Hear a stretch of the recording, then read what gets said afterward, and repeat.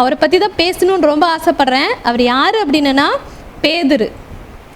பேதுருன்னு பார்த்தோன்னா நம்ம அவர் யார்?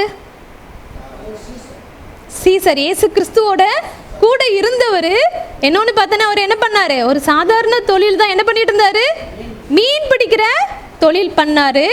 தேவன் அழைக்கும் போது என்ன பண்ணார்? தேவனுடைய வார்த்தைக்கு கீழ்ப்படிஞ்சு அவரோடு கூட போனார். அவரை பற்றி தான், அவருடைய குணங்கள் எப்படி இருந்துச்சு, அவருக்கும் தேவனுக்கும் உள்ள ரிலேஷன் எப்படி இருந்துச்சு, அதை பற்றி தான் இன்றைக்கி நம்ம வந்து பார்க்க போகிறோம்.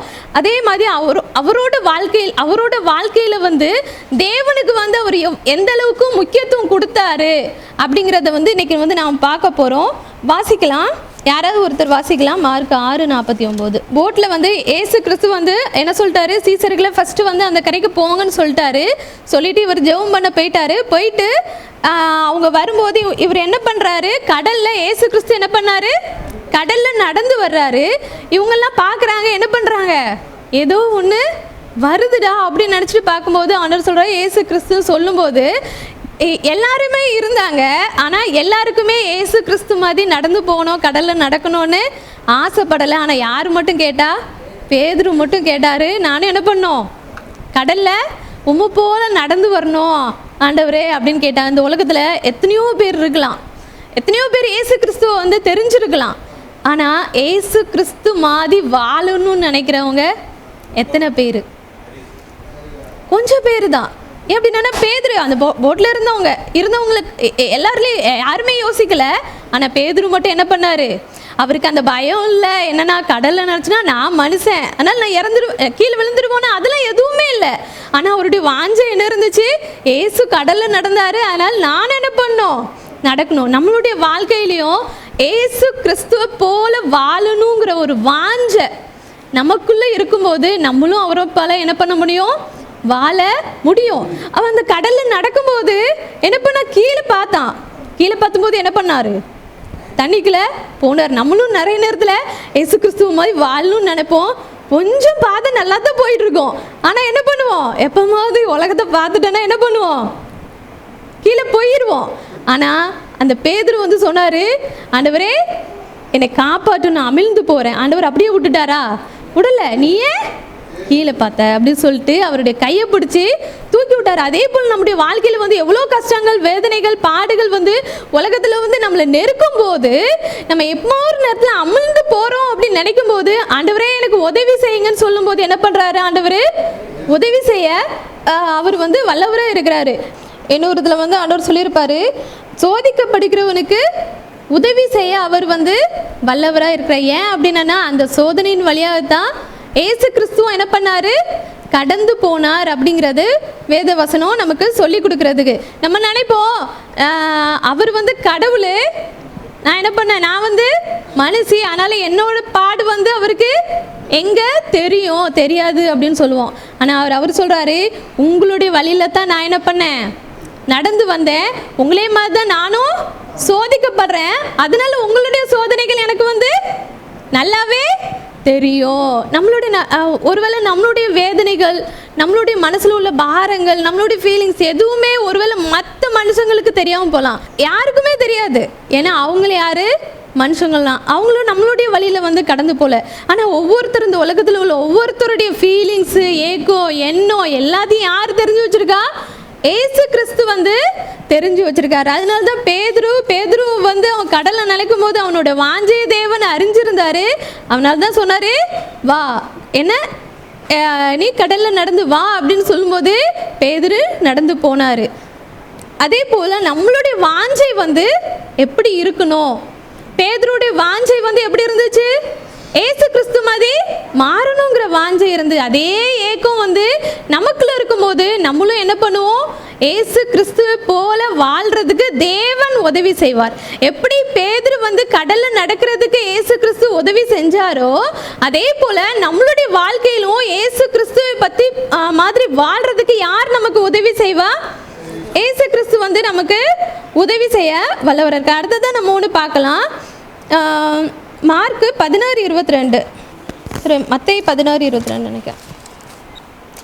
இதில் வந்து பார்த்தீங்கன்னா ஏசு கிறிஸ்து வந்து 21-22 பார்த்தோன்னா அவர் வந்து சொல்கிறாரு, நான் வந்து என்ன பண்ணும், பாடுபட வேணும், தன்னுடைய சிலுவை மரணத்தை குறித்து அவர் வந்து அங்கே சொல்லிட்டு இருக்காரு. அப்போ இந்த பேதுரு சொல்கிறாரு, என்ன சொல்கிறாரு, நீங்கள் இப்போ 22 வாசிங்கன்னா சொல்லுவோம், அவர் தனியாக கூட்டு போய் சொல்கிறாரு, ஆண்டவரே இது உமக்கு நேரிட கூடாது, இது உமக்கு சம்பவிப்பது இல்லை. ஏன் அப்படி சொல்கிறாரு? ஏன் அப்படின்னா அவர் வந்து இயேசு கிறிஸ்து கூட இருக்கிறாரு, அவரை வந்து என்ன பண்றாரு, ரொம்ப நேசிக்கிறாரு. இயேசு கிறிஸ்து என்ன சொல்றாரு, நான் என்ன பண்ண போறேன், சிலுவையில் அறையப்பட போறேன், பாடுபட போறேன், எல்லாராலையும் என்ன பண்ண போறேன், அவமானப்படுத்த போறேன் அப்படின்னு சொல்லும் போது இதை அவரால் என்ன பண்ண முடியல, தாங்கிக்க முடியல. அப்போ உடனே சொல்றாரு, இது வந்து உமக்கு நேரிடக்கூடாது. அந்த உறவுகள் எப்போ நம்ம வந்து ஆண்டவருக்குள்ள வரும்போது அந்த ரிலேஷன்ஷிப் வந்து என்ன பண்ணுது, சில நேரத்தில் நம்மளையும் தேவனையும் விட்டு பிரிக்கக்கூடிய காரியங்களாக இருக்குது. அந்த உறவுகள் வந்து தேவனுடைய சித்தத்தை வந்து செய்கிறதுக்கு தடங்களாக இருக்கக்கூடிய காரியங்களாக இருக்கிறது. எங்கே வந்து ஆண்டவர் வந்து சொல்கிறாரு, சொல்லும்போது அடுத்த வசதியில் தேவன் பார்த்தீங்கன்னா என்ன சொல்லாது, எனக்கு பின்னால் போ சாத்தானே. நிறைய நேரத்தில் நம்மளுடைய உறவுகளும் என்ன பண்ணுவோம், யார் பிசாசு வந்து நம்மளுடைய தேவனுடைய சித்தத்தை செய்ய முடியாதபடிக்கு தடங்கல் செய்கிறது யாராக இருப்பாங்க, நமக்கு கூட ஃப்ரெண்ட்ஸு, நமக்கு உறவினர்கள். ஏன் அப்படின்னா மற்றவங்க சொன்னாலாம் நம்ம காது கொடுத்து கேட்க மாட்டோம், யார் சொன்னால் மட்டும் கேட்போம், உறவுகள். அவங்க சென்டிமெண்ட், அந்த சென்டிமெண்ட் ஃபீலிங்ஸ் அந்த வந்துச்சுன்னா என்ன பண்ணுவோம், அங்கே தேவனுடைய சித்தமாவது ஏதாவது, ஐயோ என்னோட ரிலேஷன் தான் எனக்கு முக்கியம் அப்படிங்கிற ஒரு அந்த வேதனைகள் தாங்க முடியாமல், அது மனுஷனோட சுவாபம்.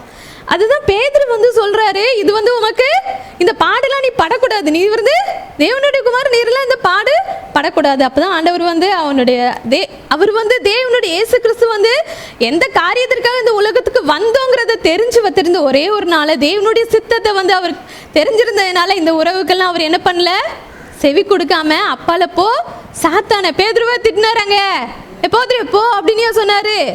இல்லை, அப்பால போ சாத்தான. ஏன் அப்படின்னா பிசாசு யார் மூலமாக கிரியை செய்வார், உறவுகள் மூலமாக கிரியை செய்வார். எப்போ தேவனுடைய சித்தத்தை நம்ம செஞ்சு முடிக்க கூடாதுங்கிற ஒரே ஒரு காரணத்துக்காக என்ன பண்ணுவார், பிசாசு வந்து என்ன பண்ணுவான், அவங்களும் மூலமாக நமக்குள்ள கிரியை செய்கிறதா காணப்படும். அப்போ அந்த உறவுகள் அவர் வந்து அந்த என்னது ஒரு ரிலேஷன்ஷிப்புக்கு அந்த உறவுக்குள்ள வந்து ஒரு ஐக்கியமுடையவராக காணப்பட்டார். அந்த ஒரு பாசம் அன்புன்னு சொல்லுவாங்கள்ல, அந்த இது வந்து அவருக்கு காணப்பட்டது. மற்ற யாருமே அவர்கிட்ட வந்து சொல்லலை, மற்ற யாருமே பெருசாக எடுத்துக்கவும் இல்லை. ஆனால் அந்த பேதுருக்கு மட்டும் அதை வந்து தாங்கிக்கவே முடியலை. இயேசு கிறிஸ்து இவ்வளோ பாடுபட போகிறாராங்கிறதெல்லாம் தாங்கிக்க முடியலை.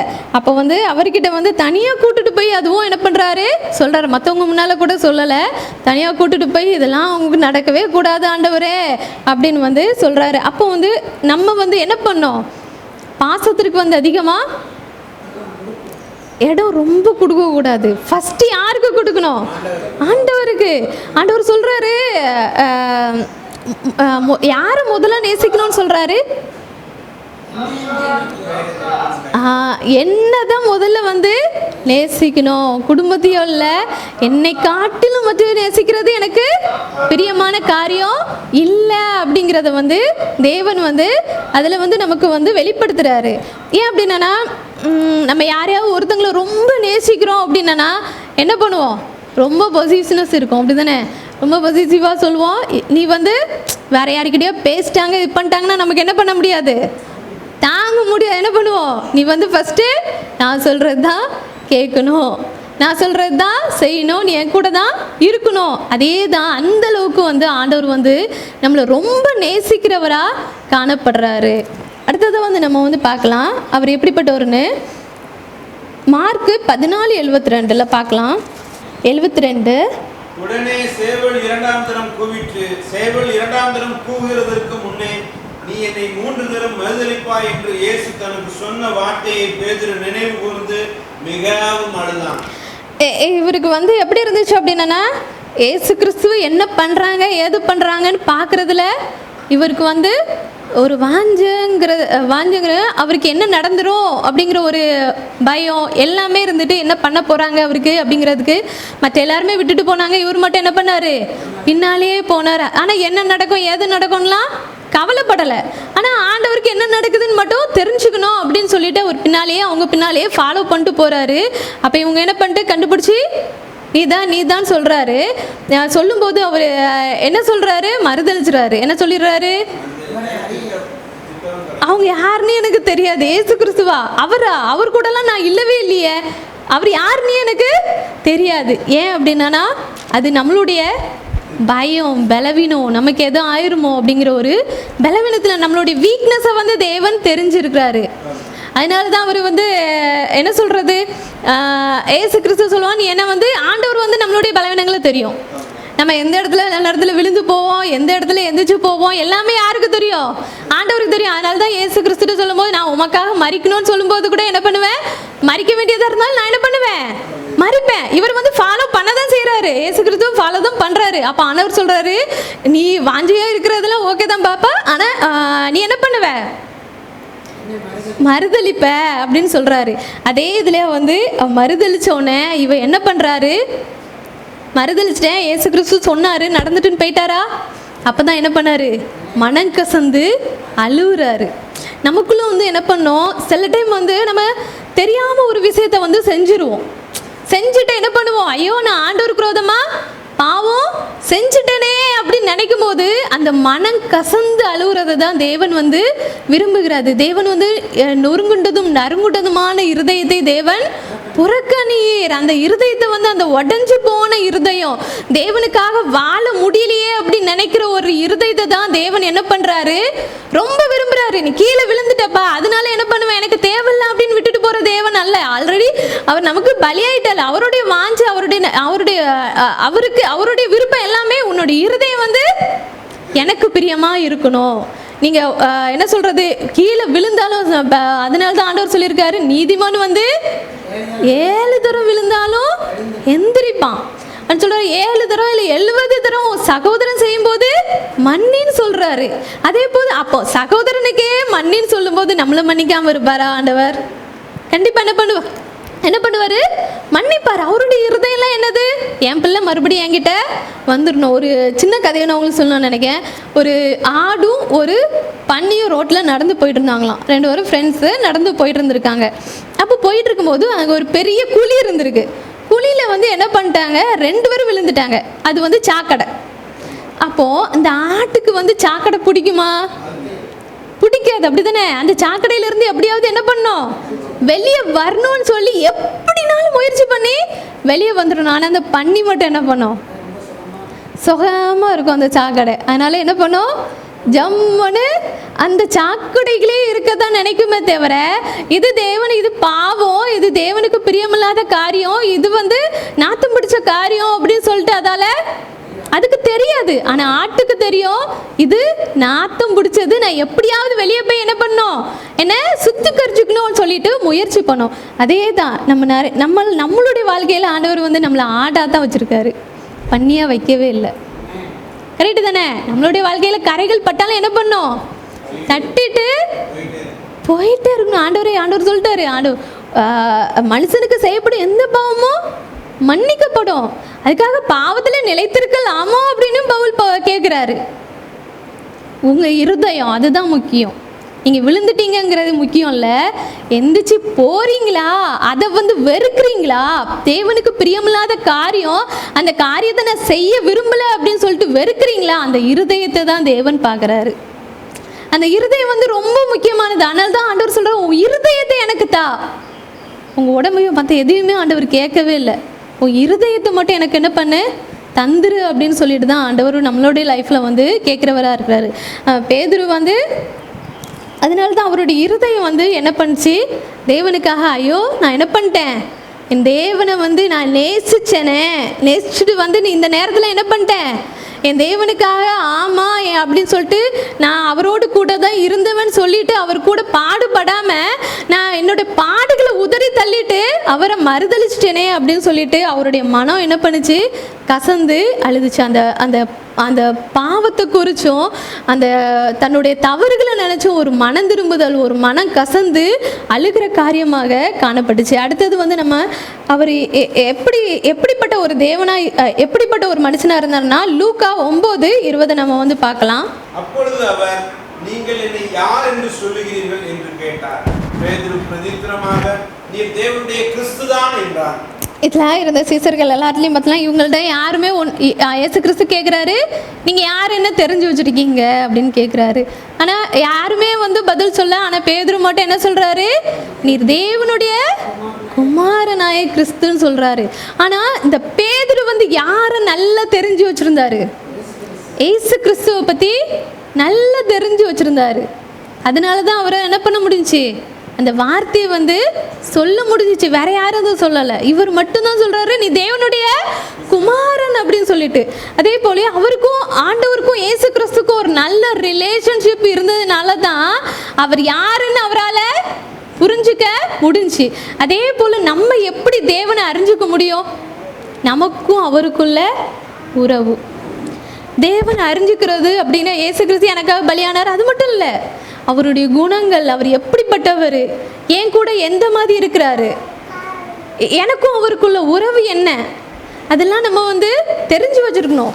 அவருடைய குணங்கள் நமக்கு தெரியாமல், அவருடைய இது எதுவுமே நமக்கு தெரியாமல் அவரோடு கூட நம்ம உறவாட முடியாது. இப்போ நானும் இருக்கோம், கிளாடி இருக்குன்னா எனக்கு அவளை பற்றி தெரிஞ்சிருக்கணும், நான் அவளுக்கு என்னை பற்றி தெரிஞ்சிருக்கணும். அப்போ தான் என்ன பண்ணும், ஒரு அண்டர்ஸ்டாண்டிங் இருந்தால் மட்டும்தான் என்ன பண்ண முடியும், போக முடியும். அதே மாதிரி தான் ஏசு கிறிஸ்துவை பற்றி எனக்கு தெரில அப்படின்னாலும், எனக்கு தெரியாமல் ஏசு கிறிஸ்துவ தான் அந்த ஒரு ரிலேஷன்ஷிப்பில் எந்த ஒரு அர்த்தமுமே இல்லை. நம்ம தேவனை அறிஞ்சிக்க வேண்டியது ரொம்ப முக்கியமான விஷயமா இருக்குது. அது எப்படி நம்ம அறிஞ்சிக்க முடியும், அறிகிற வரை வரணும்.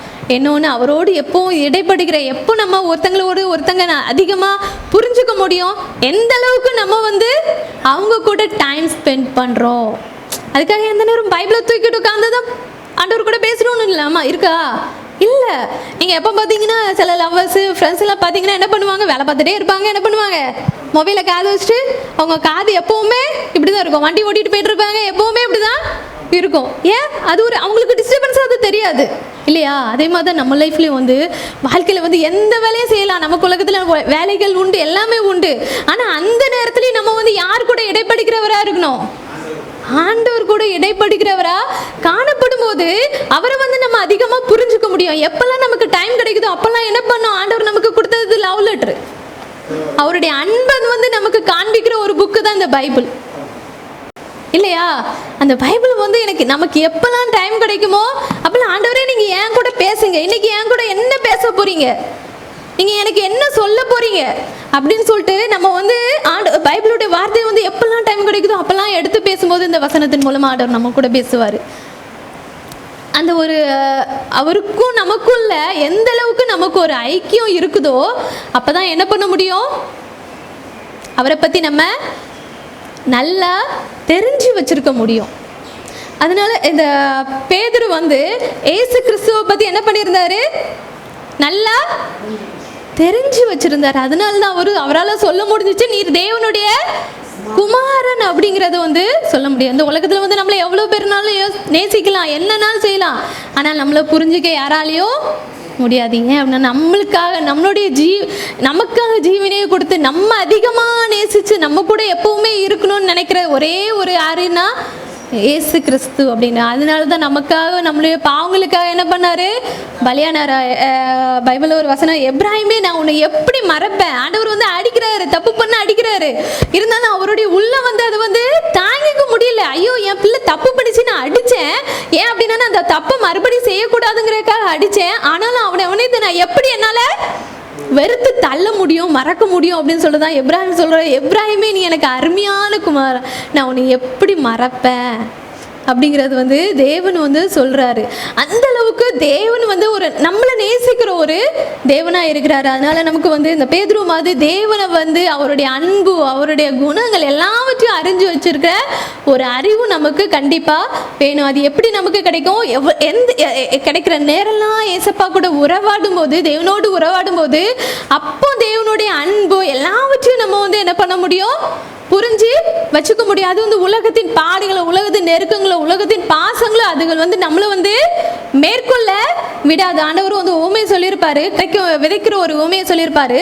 அந்த விதைகள் வந்து வழி அருகே விழுந்தது, முள்ளுகளை போடுவோம். முள்ளுகளுக்குள்ள விழுந்த விதை என்ன ஆகும் அப்படின்னா, அந்த முள்ளு முளைச்சி என்ன பண்ணும், நெருக்கிறோம். அது வந்து சொல்றாரு ஆண்டவர், உலக கவலைகள் நமக்குள்ள வரும்போது தேவனுக்குள்ள வளர விடாம அந்த முள்ளு என்ன பண்ணிருது, நெருக்கிறது.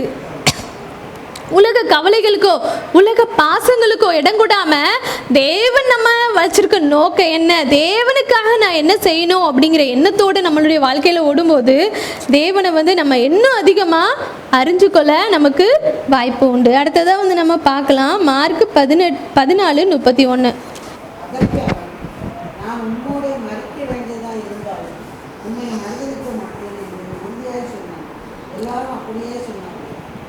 அதில் என்ன சொல்கிறாரு அவர், என்னை கேட்டவுடனே என்ன சொல்கிறாரு, உம்மோட மறிக்க வேண்டியதாக இருந்தாலும் நான் என்ன பண்ணுவேன், மறிப்பேன் ஆண்டவராக. அந்த வைராக்கியம், ஆண்டவருக்காக நான் என்னன்னாலும் செய்வேன், எனக்கு என்ன நடந்தாலும் பரவாயில்ல, ஆனால் ஆண்டவர் என் லைஃப்பில் என்ன நினைக்கிறாரோ அதை வந்து என் வாழ்க்கையில் வந்து செய்து முடிப்பேன் அப்படிங்கிற ஒரு வைராக்கியம் ஆண்டவர் நம்மக்கிட்ட அதுதான் எதிர்பார்க்குறாரு. தேவனுக்காக பாராட்டிக்கிற ஒரு வைராக்கியம்.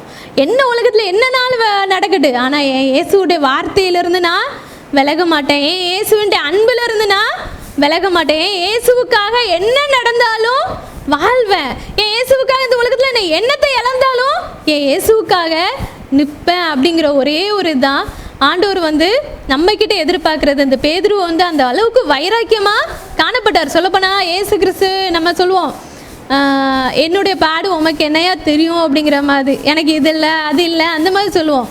ஆனால் இயேசு கிறிஸ்து சிலுவையில் தொங்கும்போது நமக்காக என்ன பண்ணார், அவர் போட்டிருந்த ட்ரெஸ்ஸை கூட விட்டு வைக்கல, எல்லாத்தையும் என்ன பண்ணிட்டாங்க, கழட்டிட்டாங்க. அப்படி தானே, ஒன்றுமே இல்லாதவராக தான் நமக்காக பலியானார் அவர். இப்போ ஆண்டவருக்காக நம்ம எல்லாத்தையும் விட்டு கொடுத்துட்டு அவருக்காக நம்ம ஒரு வாழ்கிற வாழ்க்கை, அவருக்காக வைராக்கியமாக வாழ்கிற ஒரு வாழ்க்கையை தான் என்ன பண்ணுறாரு, தேவன் வந்து எதிர்பார்க்குறாரு. அதற்காக தேவன் நம்மள்ட்ட கைவிட்டுருவாரா? எந்த சூழ்நிலையில் அவர் என்ன பண்ண மாட்டார், கைவிடவே மாட்டார். ஆண்டவர் சொல்கிறார், முதலாவது தேவனுடைய ராஜ்யத்தையும் அவருடைய நீதியும் தேவைங்கள் இவைகள் எல்லாம் உங்களுக்கு என்ன பண்ணும், கூட கொடுக்கப்படும் அப்படின்னு தான் சொல்கிறாரு. ஆண்டவர் நம்மகிட்ட வந்து ஆண்டவரோடு கூட உள்ள உறவுகளில் வந்து பலப்படணும், அவருக்காக வாழணுங்கிறது மட்டும்தான் அவரோட நோக்கமாக இருக்கிறது. அடுத்ததான் நம்ம வந்து பார்க்கலாம், இப்போ வந்து பேதுரு இயேசு கிட்ட காட்டின ஒரு காரியங்கள், அவருக்குள்ள இருதயத்தில் இயேசு குறித்து இருந்த காரியங்கள், இயேசுக்கும் அவருக்குள்ள ரிலேஷன்ஷிப்பை பார்த்தோம். இப்போது நம்ம பார்க்க போகிறது இயேசு பேதுரு கிட்ட என்னத்தை விரும்பினார். நம்ம இவ்வளோ நாள் பார்த்தோம், ஒரு மனுஷங்க வந்து ஆண்டவருக்காக என்ன பண்ணோம் அப்படிங்கிறத பார்த்தோம், பேதுரு வந்து ஆண்டவருக்காக என்ன பண்ணாருங்கிறத பார்த்தோம். ஏசு நம்மக்கிட்ட இப்போ என்ன எதிர்பார்க்குறாரு, பேதுரு கிட்ட என்ன எதிர்பார்த்தாருங்கிறத வந்து இப்போ நம்ம பார்க்கலாம். யோவான் 21:17.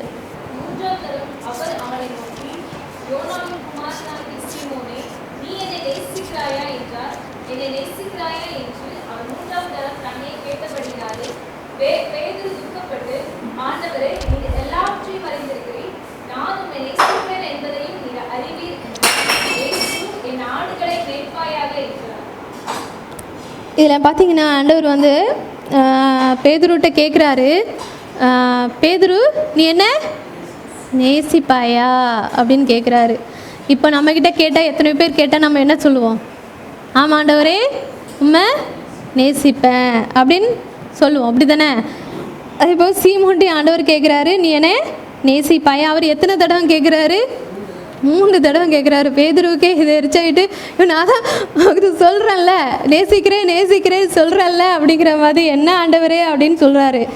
நீர் எல்லாவற்றையும் தெரிந்த, அவர் சொல்கிறாரு, நீர் எல்லாவற்றையும் தெரிந்த தேவன், நான் உண்மை நேசிக்கிறேங்கிறது உமக்கு தெரியும் அப்படிங்கிற ஒரு விஷயத்த சொல்கிறாரு. அவர்கிட்ட தான் ஆண்டவர் சொல்கிறாரு, நீர் என் ஆடுகளை மேய்ப்பாயாக. ஆனால் ஆண்டவர் வந்து எல்லாருக்கிட்டையும் போய் என்ன சொல்ல, என் ஆடுகளை மேய்ப்பியா அப்படின்னு வந்து கேட்கவே இல்லை. ஆண்டவருக்கு தெரியும் பேதுரு வந்து அவரை ரொம்ப நேசிக்கிறாருன்னு தெரியும். அதனால தான் அவர் பேதுரு சொல்கிறாரு, நீர் எல்லாவற்றையும் அறிந்திருக்கிறீர். பேதுரு ரொம்ப நேசிச்சிருக்காரு, அதனால் அவர் சொல்கிறாரு, நான் உண்மை எந்த அளவுக்கு நேசிக்கிறேன் அப்படின்னு சொல்லிட்டு உமக்கு தெரியும் ஆண்டவரே அப்படின்னு சொல்கிறாரு. அதனால தான் ஆண்டவர் கேட்குறாரு, நீ வந்து என்னுடைய ஆடுகளை மேய்ப்பாயா அப்படின்னு கேட்குறாரு. அப்போது அந்த ஏசு கிறிஸ்துவுக்கு இருந்த வேதனை எல்லாம் என்ன? ஆடுகள். அந்த ஆடுகளை குறித்த ஒரு கரிசனை. நான் என் பிள்ளைங்களுக்கான அந்த உலகத்தில் இருக்க அத்தனை பேருக்காகவும் நான் பலியானேனே. என்னுடைய ஆடுகள் வந்து என்னுடைய அன்பு தெரியாமல் எங்கேயோ செதறி போயிட்டுருக்குதே. எத்தனையோ பேர் உலகத்தில் பார்த்தீங்கன்னா அன்பு கிடைக்கல, ஒரு தனிமையான உணர்வு, அவங்களுக்கு யாருமே இல்லை. எல்லாரும் இருப்பாங்க, ஆனால் யாருமே இல்லாத ஒரு ஃபீலிங். ஏதோ ஒரு இதில் இறந்துட்டுனா என்ன பண்ணிடுறாங்க, தங்களுடைய வாழ்க்கையை வந்து தற்கொலை பண்ணி மாற்றிக்கிறாங்க. அவங்களுக்கு என்ன இல்லை? அந்த தேவனுடைய அன்பு கிடைக்கல, அந்த தகப்பனுடைய அன்பு கிடைக்கல, அந்த தாயினுடைய அன்பு கிடைக்கல. கிடைச்சிருந்தா அவங்க என்ன பண்ணியிருந்திருக்க மாட்டாங்க. நிச்சயமா யாரோ ஒருத்தர் உண்மையாக நேசிக்கிறாங்கன்னு தெரிஞ்சிருந்தா அவங்களுக்காக வாழணுங்கிறது அவங்களுக்கு இருந்திருக்கும். ஆனால் எத்தனையோ பேர் உலகத்தில் சொல்லியிருக்கான், இது பாவம், இது செய்யாத, இது ஒன்று நரகத்தில் கொண்டு சேர்த்துரும்னு சொல்கிறதுக்கு யாருமே இல்லை. சிலவங்க குடி பழக்கத்தில் இருப்பாங்க, பாவமான பழக்கத்தில் இருப்பாங்க. ஆனால் அவங்களுக்கு அந்த தப்பு, அதிலிருந்து விடுதலை எப்படி பெறுறது அப்படின்னு அவங்களுக்கு தெரியாது. எத்தனையோ பேர் தன்னுடைய பாவ வாழ்க்கையிலிருந்து விடுதலை பெறணும்னு நினைப்பாங்க, ஆனால் அவங்களுக்கு சொல்லி தர்றதுக்கு யாரும் இல்லை, வழி தெரில. அதனால தான் ஆண்டவர் கேட்குறாரு, என் ஆடுகளை மேய்ப்பாயா? ஆடு மேய்ப்பனுடைய கடமை என்னது? மேய்ப்பன் தன் ஆடுகளுக்காக ஜீவனையே கொடுக்குறான். ஒரு நம்மளுடைய ஆத்துமாக்களுக்கு ஆத்துமா ரட்சிக்கப்படணுங்கிறதுக்காக நம்மளுடைய ஜீவனையும் நம்மளுடைய எல்லாவற்றையும் கொடுக்கறதுக்கு நம்ம தயாராக இருக்கோமா? அதுதான் நம்மக்கிட்ட ஆண்டவர் வந்து எதிர்பார்க்குற ஒரு காரியமாக இருக்குது. ஏன் அப்படின்னா, அந்த உலகத்தில் வந்து ஏசு கிறிஸ்து நமக்காக எல்லாத்தையும் கொடுத்தாரு. அவர் கொடுக்கணும்னு அவசியமே இல்லை. அவர் உலகத்தில் படைச்சாரு, நம்மளை படைச்சு வச்சுருக்காரு, எல்லாத்தையுமே நமக்கு கொடுத்தாரு. நமக்குன்னே எல்லாத்தையும் உருவாக்குனாரு. உருவாக்கிட்டு நம்மளை உருவாக்கிட்டு கூட நமக்குன்னு எல்லாத்தையும் உருவாக்கலை, எல்லாத்தையும் நமக்குன்னு உருவாக்கிட்டு தான் அதுக்கப்புறம் என்ன பண்ணார், நம்மளே உருவாக்குன. அந்த அளவுக்கு நம்மளை நேசிச்சாரு. ஆனால் என்ன பண்ணோம், நம்மளுடைய பாவங்கள் அவருக்கு நமக்கும் ஒரு இடைவினையை பிரிவினை உண்டாக்கிச்சு. அப்போ என்ன பண்ணார், என்னுடைய பிள்ளைங்க எங்கே போயிடக்கூடாது, நரகத்துக்கு போயிடக்கூடாதுங்கிற அந்த ஒரு வாஞ்சையில், அந்த ஒரு ஏக்கத்தில் அவர் என்ன பண்ணார், உன்னுடைய பாவத்திலிருந்து உனக்கு விடுதலை கொடுக்கறதுக்கு என் பிதா அனுப்புனாலாம் நான் என்ன பண்ணேன், மானிடனா ஓடி வந்தேன். இந்த இதில் பார்த்தீங்கன்னா ஆண்டவர் வந்து அந்த கெத்செமனே தோட்டத்தில் போய் அந்த தான் படப்போட பாடுகளை நினச்சி அவரால் என்ன பண்ண முடியல, எப்படி நான் அந்த வழியில் போவேன் அப்படிங்கிறது அவரால் தாங்கிக்க முடியல. அதனால் கண்ணீர் என்ன பண்ண, அவருடைய வேர்வை துளியில் வந்து என்ன பண்ணுது, எப்படி விழுந்துச்சு, ரத்தமாக விழுந்துச்சு. அந்தளவுக்கு அவரோட வேதனை தாங்கிக்க முடியாமல் அவர் வந்து அழுகுறாரு. ஆனால் சொல்கிறாரு, இந்த பாத்திரம் என்ன விட்டு நீங்கள் கொடுமானா நீக்கி போடுங்க ஆண்டவரே, ஆனாலும் அது என்னுடைய சித்தம் அல்ல, உம்முடைய விருப்பத்தின்படியே ஆக கடவுது. ஏன் அப்படின்னா, அவர் மறிக்கல அப்படின்னா நம்மளாம் எங்கே போக முடியாது, பரலோகத்துக்கு போகவே முடியாது. அவர் மரிப்போம், அவருடைய மரணம், சிலுவை மரணம் மட்டும்தான் நமக்கு எங்கே உண்டாக்கி கொடுக்கும், பரலோகத்திற்கு வழியை உண்டாக்கி கொடுக்கும் அப்படிங்கிறத தெளிவாக செஞ்சதுனால நம்மளுடைய பாவங்களுக்காக நம்ம மேலே அவர் வச்சிருந்த அன்பின் நிமித்தம் அவர் என்ன பண்ணார், பலியானார். அந்த அன்புக்கு ஈடாக அந்த உலகத்தில் எந்த அன்புமே கிடையவே கிடையாது. அந்த அன்பு வந்து எத்தனையோ பேருக்கு கிடைக்காம இருக்குது. நமக்கு கிடைச்சிருக்கு, நம்ம சந்தோஷமாக இருக்கிறோம். ஆனால் எத்தனையோ பேருக்கு அந்த அன்பு கிடைக்கல. எத்தனையோ பேர் ஆண்டவருடைய ரகசிய வருகை, ஆண்டவருடைய வருகை ரொம்ப சமீபமான காலகட்டத்தில் இருக்கும். ஆண்டவர் சொல்லியிருக்காரு மத்தேயு மார்க்லலாம், இவைகள் சம்பவிக்கும் போது வருகை சமீபமாக இருக்குதுன்னு தெரிஞ்சுக்கோங்க அப்படின்னு சொல்லியிருக்கிறாரு. அவர் சொன்ன காரியங்கள் ஒன்று கூட இல்லாமல் எல்லாமே நடந்துக்கிட்டு இருக்கு. அப்போனா அவருடைய வருகையின் நாட்களில் நம்ம வந்து நின்று கொண்டிருக்கோம். இன்னும் எத்தனையோ ஆத்துமாக்கள் வந்து தேவனுடைய அன்புன்னா என்னன்னு தெரியாமல் தங்களை தாங்களே மாற்றி கொண்டு இருக்காங்க, பாவத்தில் வழி விலகி போயிட்டு இருக்காங்க. அவங்களுக்கு வந்து யார் தேவை, ஒரு நல்ல மேய்ப்பன். அந்த மேய்ப்பனை தான் ஆண்டவர் வந்து ஒரு தேடிட்டு இருக்காரு. திறப்பிலே நிற்கிற ஒரு மனுஷனை நான் வந்து தேடிட்டு இருக்கேன் அப்படின்னு சொல்லி தேவன் சொல்கிறாரு. அதனால் நம்ம வந்து என்ன பண்ணோம், தேவனுக்காக வைராக்கியமாக நிற்கிறவங்களாக, தேவனுடைய வாஞ்சியும் அந்த இருதயத்தினுடைய ஏக்கத்தையும் அறிந்தவர்களாக வந்து நம்ம என்ன பண்ணோம், காணப்படணும். அப்படி காணப்படும் போது தேவன்கிட்ட நம்ம பார்த்தாலும் வெறுமையான பாத்திரமானவர் நிரம்பி வழிகிற பாத்திரமாக என்ன மாற்றுங்க. நம்ம எப்போ ஆண்டவருடைய கரத்தில் இருக்கும்போது வெறுமையான பாத்திரம் என்ன பண்ணோம், நிரம்பி வழிகிற பாத்திரமாக தேவன் வந்து அவருடைய கையில் இருக்க பயன்படுத்தக்கூடிய பாத்திரமாக தேவன் வந்து நம்மளை உருவாக்கி கொடுப்பாரு. தேவன் வந்து வேதத்தில் எத்தனையோ சொல்லப்போனால் ஹீரோயின்ஸ் வந்து இந்த பைபிளில் இருக்காங்க. இவங்கெல்லாம் தங்களுடைய வாழ்க்கை யாருக்கான்னு ஒப்பு கொடுத்தாங்க, ஏசு கிறிஸ்துவுக்குன்னு ஒப்பு கொடுத்தாங்க. சாதாரண மனுஷங்க தான் அவங்க, வந்து பெரிய படிச்சுட்டு பெரிய இதுன்னு வரல. எல்லாரையும் தேவனால் பயன்படுத்த முடியும். அவர் விரும்புகிற ஒரே ஒரு காரியம் என்ன, பேதுரு மாதிரி நான் நேசிக்கிறேன் ஆண்டவருக்காக வைரேன், நமக்காக மறிச்சாலும் மறிப்பேன், ஆனால் என்ன பண்ணோம், நீர் என்ன எடுத்து பயன்படுத்துங்க. அதே மாதிரி இந்த உலகத்தில் ஒவ்வொருத்தரையும் ஆண்டவர் பயன்படுத்தி தெரிஞ்சுக்கணும்னா சும்மா ஏதோ ஒரு இடத்துல நம்மளை உருவாக்கி வைக்கல. ஒவ்வொருத்தருக்கும் ஒவ்வொரு நோக்கங்களை வச்சிருக்கிறாரு, ஒவ்வொரு நோக்கத்தோடு தான் ஆண்டவர் வச்சிருக்காரு. அதனால தான் சொல்கிறேன், தேவனுடைய சித்தத்தை செய்கிறவர்களாக. தேவனுடைய சித்தத்தை நம்ம எப்படி தெரிஞ்சுக்குவோம், அவருடைய ஆடுகள் என்ன பண்ணுவோம், மேய்ப்பனுடைய சத்தத்தை வந்து அறிஞ்சிருக்கோம். அவர் கூட நேரத்தை செலவழிக்கும் போது ஆண்டவர் நமக்கு என்ன சித்தத்தை வந்து வச்சுருக்காரு அப்படின்னு சொல்லிட்டு நம்ம தெரிஞ்சுக்க முடியும். இப்போ ஒரு தகப்பன் வந்து 2 பிள்ளைங்களை கூட்டார். அவருக்கு 2 பிள்ளைங்க. அவரை கூட்டு ஆளுக்கு ஒரு வேலையை வந்து கொடுக்குறாரு. ஆளுக்கு ஒரு வேலையை கொடுத்துட்டு நீ இந்த மரத்தை வெட்டி வச்சிருப்பா அப்படின்னு சொல்லிட்டு மூத்தவன்ட்ட கொடுக்குறாரு. மரத்தெல்லாம் வெட்டி க்ளீன் பண்ணி என்ன பண்ணிரு வச்சிரு அப்படின்னு சொல்கிறாரு. இன்னொரு பையன்ட்ட சொல்கிறாரு, இந்த வெட்டின மரத்தை என்ன பண்ணு, நீ வித்துட்டு வந்துருப்பா அப்படின்னு சொல்கிறாரு 2வது காரன்ட்ட. மூத்த பையன் என்ன பண்ணா, மரத்தை அப்பா சொன்ன எல்லா காரியத்தையும் செஞ்சுட்டான், மரத்தை வெட்டி நீட்டாக வச்சுட்டான். ஆனால் இந்த 2வது பையன் அப்பா என்ன சொன்னார், வித்துட்டுப்பா அப்படின்னு சொன்னார். அவன் அந்த வேலையை மட்டும் செய்யலை, மற்ற எல்லா வேலையும் செஞ்சான். பார்த்துக்கோங்க, அவனும் வேலை செஞ்சான், 2வது காரனும் வேலை செஞ்சான், மூத்தவனும் வேலை செஞ்சான். ஆனால் மூத்தவன் என்ன பண்ணான், தகப்பன் சொன்ன காரியத்தை செஞ்சான். 2வது மகனும் வேலை செஞ்சான், என்ன காரியத்தை செய்யலை, தகப்பன் சொன்னதை செய்யலை. தகப்பன் அவன் என்ன நினைச்சானோ அந்த காரியங்களை வந்து செய்தான். தெரியுதா உங்களுக்கு, தகப்பன் இப்போ வர்றாரு, காத்துட்டு யாரை சொல்லுவார், 2வது பையனும் வேலை தான் செஞ்சுருக்கான், ஆனால் யாரை சொல்லுவார், மூத்தவன் பேரில் தான் அவர் என்ன பண்ணுவார், சந்தோஷப்படுவார். அதே மாதிரி தான் நம்மளுடைய லைஃப்பில் நமக்கு வந்து எவ்வளோ ஆண்டவர் காரியங்களை வந்து நம்ம ஆண்டவருக்காக செய்யலாம். ஆனால் அந்தந்த காரியத்தை காட்டிலும் நம்ம லைஃப்பில் ஆண்டவர் எனக்கு என்ன சித்தம் வச்சிருக்காரு, என் லைஃப் மூலமாக அவர் என்ன செய்ய விரும்புகிறாரு அப்படி நினைக்கிற காரியங்களை வந்து நம்ம செய்யும்போது தேவன் நம்ம பேர வந்து பிரியப்படுவார். அதுதான் மத்தேயுல சொல்லியிருக்குது. மத்தேயு 7:21 என் பிதாவின் சித்தத்தின்படி செய்கிறவனே பரலோக ராஜ்யத்தில் பிரவேசிப்பானே அல்லாமல் என்னை நோக்கி கர்த்தாவே கர்த்தாவே என்று சொல்லுகிறவன் அதில் பிரவேசிப்பதில்லை. புரிஞ்சுங்களா?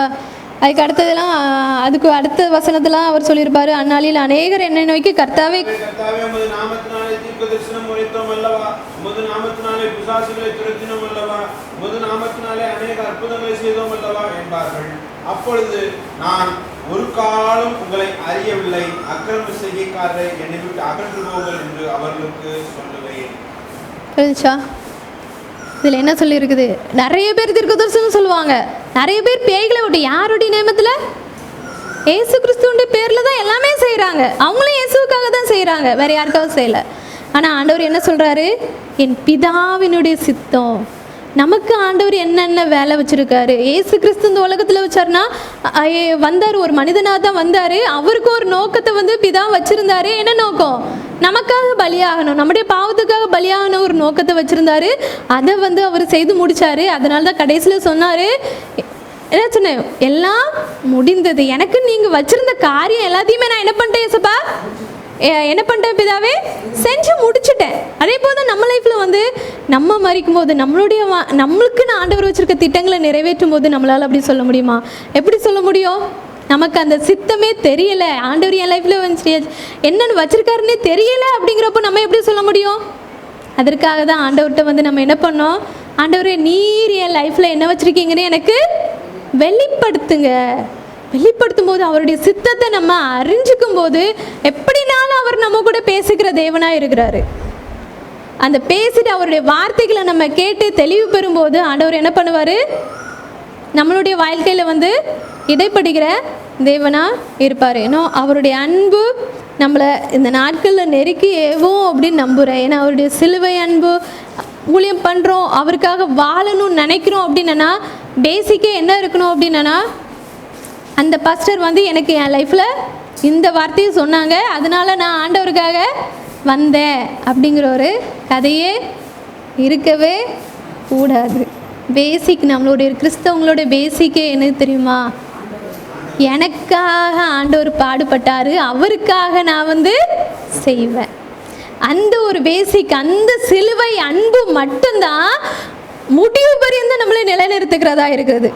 ஏதோ ஒரு மனுஷங்க சொன்னாங்க அதனால போனேன் அப்படின்னா அந்த மனுஷங்க வழி தவறி போகும்போது என்ன பண்ணுவோம், நம்மளும் அவங்களே அப்படி பண்ணுறாங்கல்ல, அவங்க சொல்லி தானே நம்ம வந்தோம், என்ன பண்ணிட்டோம், நம்ம லைஃப் எங்கே போயிடும், கீழே போயிடும். ஆனால் அந்த நம்மளுடைய பேசிக் என்னது, சிலுவை அன்பு மட்டும்தான். எனக்காக மரிச்சார் என் தேவன், அவருக்காக நான் என்ன பண்ணுவேன், வாழுவேன். அதனால தான் பேதுருட்ட கேட்குறாரு, நீ என்னை நேசிக்கிறாயா? அந்த ஒரு அன்பு நமக்குள்ளே இருந்துச்சுன்னா நம்மளுடைய வாழ்க்கையில் என்ன பண்ண மாட்டோம், கீழே விழுந்தாலும் அந்த ஆட்டுக்குட்டி மாதிரி என்ன பண்ணுவோம், துள்ளி குதிச்சு போயிட்டே இருப்போம். ஆண்டவர் நம்மளை ஆடுகளாக வந்து நியமிச்சிருக்கா. அதனால தான் ஆண்டவர் சொல்கிறாரு, நானே நல்ல மேய்ப்பன், நல்ல மேய்ப்பன் தன் ஆடுகளுக்காக ஜீவனையை கொடுத்த. நமக்காக நல்ல ஒரு மேய்ப்பனாக இருந்து நமக்காக தேவனை வந்து ஜீவனையே கொடுத்துருக்கா. அவருடைய வாஞ்செல்லாம், நீங்கள் என்னுடைய ஆடுகளை நீங்கள் மேய்ப்பணும், உங்களை நான் சைட் பண்ணேன், நீங்கள் என்ன பண்ணுங்க, இன்னும் அறியப்படாத இடங்களில், சொல்லப்படாத இடங்களில் நான் உங்களுக்கு வச்சுருக்க நோக்கத்தை வந்து நீங்கள் நிறைவேற்றுங்க, செய்யுங்க. அதே மாதிரி நம்ம லைஃப்பில் ஆண்டவர் என்ன ஒர்க் கொடுத்துருக்காரோ அந்த ஒர்க் எல்லாத்தையும் நம்ம கம்ப்ளீட் பண்ணிவிட்டு அவர் வரும்போது அவருக்கு நல்ல, ஆண்டவரே நீங்கள் எனக்கு கொடுத்த வேலையை நான் என்ன பண்ணிட்டேன், கம்ப்ளீட் பண்ணிட்டேன், முடிச்சுட்டு ஆண்டவரே அப்படின்னு சொல்லிட்டு நிற்கத்தக்கவர்களாக தேவன் நம்மளை ஒவ்வொருவரும் எடுத்து பயன்படுத்துவாராக. ஆமென்.